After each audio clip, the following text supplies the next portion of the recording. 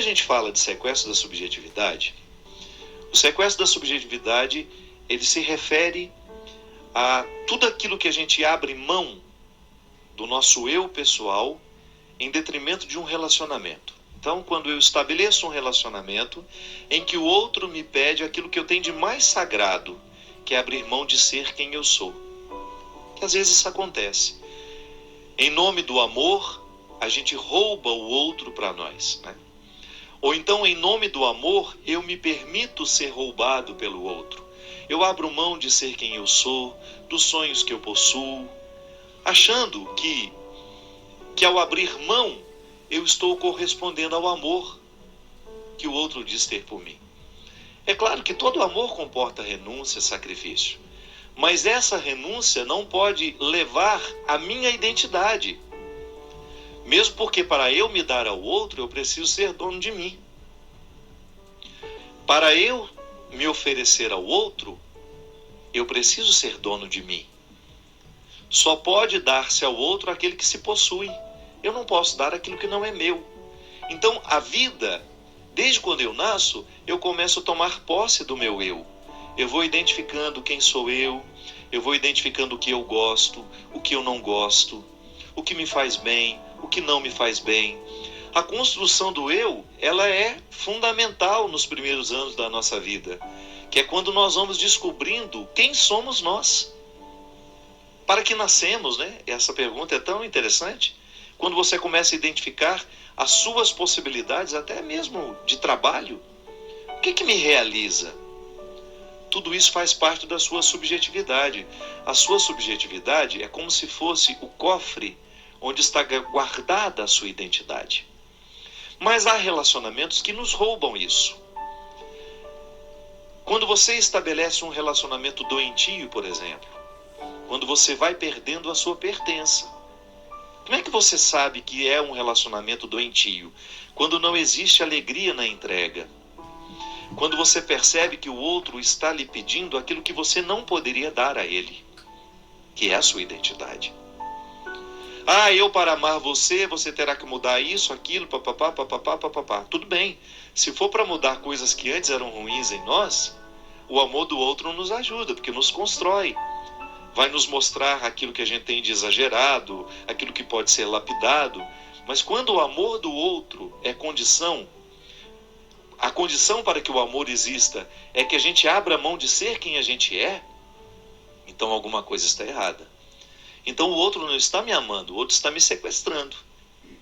Veja bem, o que é a esquizofrenia? É uma patologia psíquica que precisa ser diagnosticada, medicada, onde o eu se divide.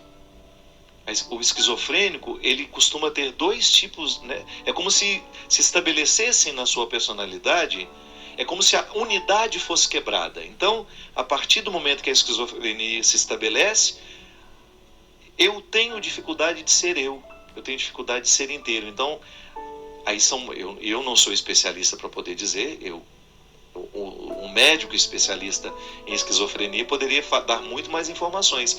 Eu estou dando uma pincelada no que significa, num primeiro momento, essa esquizofrenia. É uma doença que precisa ser tratada e que muitas vezes tem a característica, né, de ser uma divisão do eu.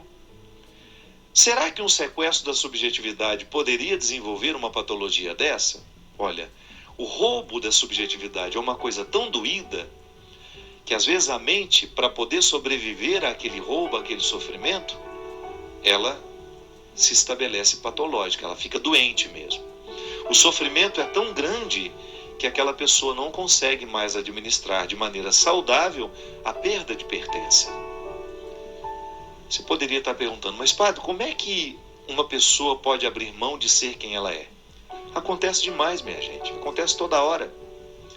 Um pouco a trama dos relacionamentos, eu sempre gostei de pessoas. E eu estudei muito como? Lendo. Eu sempre gostei de romances, eu sempre fui um menino que lia muito desde criança. Então isso me ajudou a ter uma leitura do contexto dos bastidores dos relacionamentos, a partir daquilo que eu vi na ficção, mas que eu vi também na vida real. Como padre, eu tenho esse acesso ao sacrário da consciência das pessoas. Então eu encontro muita gente roubada de si mesmo. Gente que precisou abrir mão de ser quem é para ter o outro ao lado. Que isso acontece muito. De repente, eu amo uma pessoa, eu sou tão apegado àquela pessoa, que eu sou capaz de abrir mão dos meus sonhos para não perder aquela pessoa. Então, por exemplo, uma menina sabe que tem um relacionamento doentio com um rapaz. Aquele rapaz não faz bem a ela, ele traz uma carga negativa para ela demais, ele a deprime, ele a joga para baixo o tempo todo, e ela não consegue romper aquele relacionamento. Por quê? Porque ela tem medo de perder aquele rapaz. Ela tem medo de perder o pouco da satisfação que representa estar com ele. Isso é uma dependência, né? A dependência é quando você não é capaz de equacionar o tanto de prejuízo que você está tomando ao ficar ao lado daquela pessoa. Então, geralmente, tem essas dependências afetivas, partem para um autodesprezo, uma relação doentia, gera muito isso. A pessoa se despreza, ela se acha pior, e por isso ela tem tanto ciúme, por isso ela tem tanta posse. O relacionamento deixa de fazer bem, por quê? Porque vira uma espécie de neurose. Ao invés de fazer feliz, aquele relacionamento só traz aborrecimentos. Uma vigilância 24 horas, né? Como se o outro fosse um objeto a ser vigiado o tempo todo, como se ele fosse um animal que precisa de coleira. Você percebe que o relacionamento está sendo doentio pelos sintomas. Digamos que eu seja amigo do Christian e que nós temos um relacionamento doentio. A nossa amizade não passa pelos vínculos da construção, da fraternidade, da solidariedade. Digamos que nós sejamos amigos e que nós somos dependentes um do outro e que nós vivemos um com o outro uma espécie de disputa. Então, sempre que eu puder alfinetar o Cristo, eu vou alfinetar. Sempre que eu puder desprezá-lo publicamente, eu vou desprezar. Aí depois eu vou, corro, peço perdão, faço isso, faço aquilo. Mas depois, logo em seguida, volto a fazer o mesmo. Veja bem, eu acabo tendo um relacionamento doentio e começo a fazer mal com esse amor que eu digo sentir pelo meu amigo Christian. Quando a gente não tem condições de quebrar o vínculo, a gente precisa de ajuda. Quando a gente não tem coragem de assumir o sofrimento que vai ser causado por aquele rompimento, que essa dependência me faz querer ter o Cristo perto de mim o tempo todo. Mas como é uma relação doentia, ela não é positiva. Então a gente vai ficar o tempo todo vivendo, se alfinetando, se machucando, porque nos falta a clareza para administrar essa dependência do jeito certo, colocar o pingo nos is e a gente poder viver as nossas individualidades e depois a gente se partilhar na amizade. O relacionamento, minha gente, ele só é positivo quando as partes se pertencem e depois elas se distribuem. Quando eu sou dono de mim, Christian é dono dele, e quando nós nos encontramos, nós nos doamos num relacionamento de amizade. Às vezes, as doenças mentais, elas começam assim, em relacionamentos doentios, em perda de pertença. Eu deixo de me pertencer, eu vou abrindo mão de mim, abro mão um pouquinho hoje, abro mão um pouquinho amanhã, porque o outro vai me esgotando, o outro vai me sugando, e porque eu não tenho coragem de me posicionar, daqui a pouco eu perdi a capacidade de administrar. Então o outro torna-se proprietário dos meus afetos, ele começa a mandar na minha alegria. É tão triste quando você percebe que a sua alegria depende do outro e não de você. Alguma coisa está errada. Alguma coisa nós estamos errando, em alguma coisa estamos errando. O outro, ele não é o responsável pela minha alegria. O outro até participa da minha alegria. O outro até me ajuda a promover a alegria, não sejamos hipócritas. Uma palavra ruim que vem do outro lado me machuca. Uma palavra motivadora do outro me ajuda também a ficar mais feliz. Mas o primeiro espaço onde essa alegria precisa ser cultivada em mim é quando eu me ocupo de mim, quando eu gasto um tempo comigo, nos meus projetos, no meu empenho. Quando existe uma dependência, um sequestro de subjetividade, a pessoa tem dificuldade de cuidar da própria vida. Você conhece, ou talvez até já tenha experimentado isso em você, quando você vive um relacionamento que você fica o tempo todo procurando onde está o outro, o que ele está fazendo, com o que ele foi, aonde que ele está. E você deveria estar cuidando da sua vida.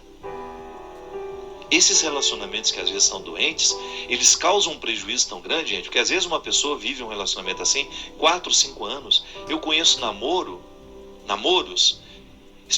experiências de namoros em que a neurose é tanta que a menina, o rapaz, eles ficam o tempo todo se monitorando. 30, 40, 50 mensagens por dia, porque tem de dar satisfação aonde está, com quem está, o que fez, e quando volta, quando o encontro deveria ser para partilhar o dia, para ficar felizes porque estão juntos, é para lavar a roupa suja, por que você não avisou, por que você foi lá, por que você não me falou. Então, o encontro que deveria ser para ser agradável, para construir aquilo que no futuro pode ser até um casamento, torna-se o espaço do cultivo das neuroses.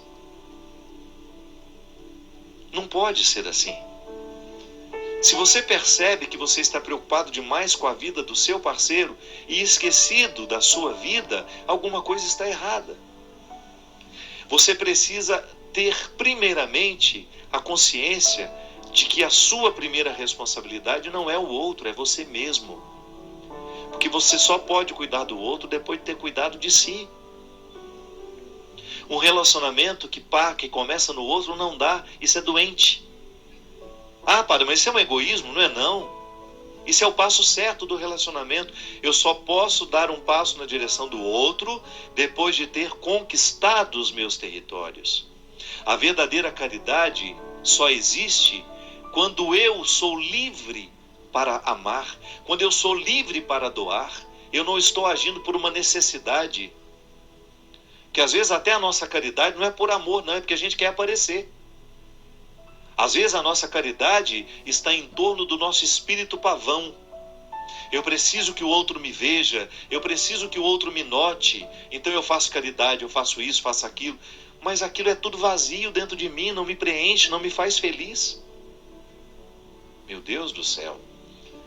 A caridade que eu faço precisa estar em consonância com aquilo que eu sei sobre mim. É essa minha liberdade interior me motivando a conquistar cada vez mais os territórios que são meus, conhecendo os meus defeitos, as minhas possibilidades, para que depois eu dê um passo na direção do outro e faça o mesmo na vida dele. Ao invés de ser um sequestrador, eu quero ser um libertador. Eu não quero estabelecer relacionamentos de amizade em que eu faço um papel de sequestrado ou de sequestrador. Só tem sentido a gente estabelecer relacionamentos se for para a gente ajudar o outro a fazer a conquista dessa liberdade interior. É aquilo que a gente fala, né? A gente precisa de ter amigos que nos façam amigos de Jesus. Aprendi com a minha amiga Marina Patrus, lá em Belo Horizonte. Uma frase simples. É verdade.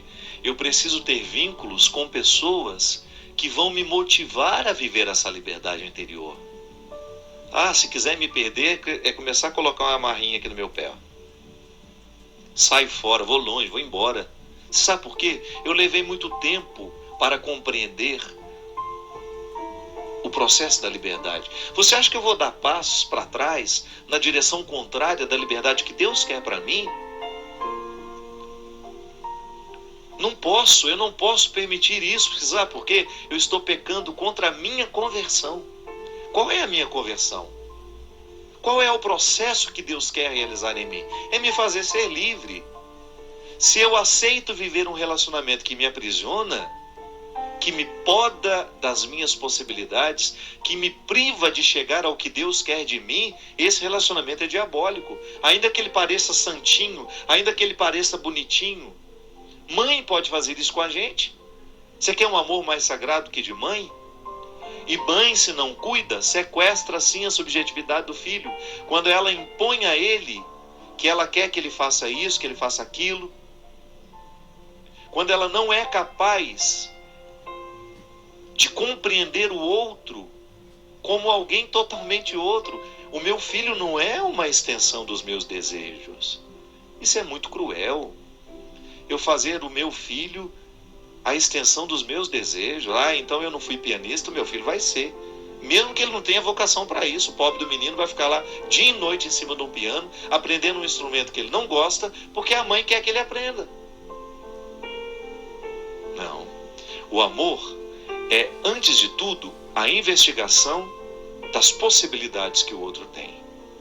Aí eu entro ali para promover. Se eu posso entrar na sua vida para lhe ajudar a alcançar a sua melhor parte, eu sou bem-vindo. Agora, se eu entrar na sua vida para lhe privar de chegar na sua melhor parte, eu não faço nenhuma diferença. Eu posso perfeitamente ficar de fora. Se for para estabelecer um vínculo de amizade, de namoro, de casamento, que seja com alguém que esteja interessado com a sua libertação. Porque senão, cuidado, esse amor pode ser um cativeiro. Volto a dizer. Às vezes nós não estamos percebendo que estamos amarrados. É porque a gente acostumou com o cativeiro. No sequestro é assim. Chega um momento, depois de muito tempo de sequestro, a gente começa até a ficar amigo do sequestrador. O sequestro do corpo é assim. Já observou? Já ouviu o testemunho de quem foi sequestrado? Depois de um tempo de sequestro, fica amigo do sequestrador, por uma questão de sobrevivência. Às vezes nós estamos assim dentro de casa, marido e mulher, mãe e filho, amigos.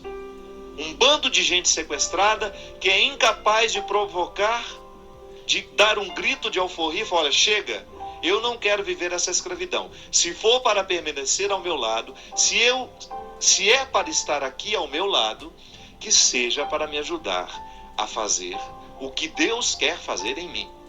Por favor, não venha ser um empecilho para a ação de Deus na minha vida.